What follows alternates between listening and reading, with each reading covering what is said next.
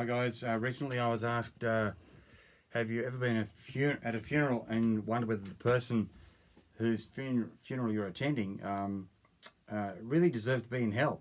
There's a whole lot of nice things being said about them out the front, but everybody really knows kind of the elephant in the room is that they were a pretty nasty kind of person, and perhaps we're not really being as honest as we could be about this individual.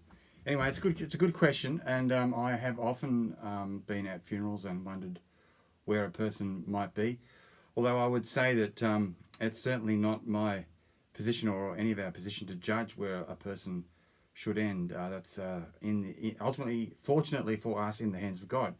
But Jesus tells a parable from the perspective of a person who actually is in hell, and perhaps they're looking at their funeral, or perhaps they're thinking of those who are left on earth. And anyway, the parable goes like this. There was a very rich man who ate the best of things every day. He had the best clothes, he dressed in purple, he had the best linen, which actually is shorthand for the very best underwear.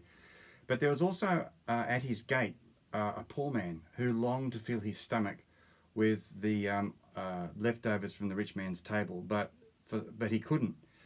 He was so wretched even the dogs came and licked his sores. Anyway, the poor man died and was carried to Abraham's side, and the rich man also died, and he was in agony in the flames of hell. And he looked up and he could see Lazarus, the poor man, at Abraham's side, and he said to Abraham, Abraham, send Lazarus to me to dip his finger in water and cool my tongue, because I am in absolute agony in these flames. And Abraham said to him, my son, in life you had the very best of things, and Lazarus, he had the very worst of things, and now he is here in paradise. But besides that, there is a great chasm between us, and no one can cross from your side to us or from our side to you. And so the rich man in Hades said, well, please send Lazarus to my father's house, because I have 5 brothers in that house and I don't want them to come here where I am. And Abraham said, they have Moses and the prophets, let them listen to them. And the rich man goes, no, but if someone was to rise from the dead, they would surely listen to that person. And Abraham replied, if they do not listen to Moses and the prophets, they will not repent, even if someone is to rise from the dead.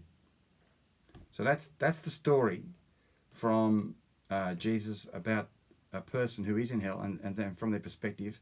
So I'd ask you, what stands out to you in that story, and what gets your attention in the story? And then finally, why do you think Jesus tells that story? What's the purpose of him telling us that story? What would he want us to understand?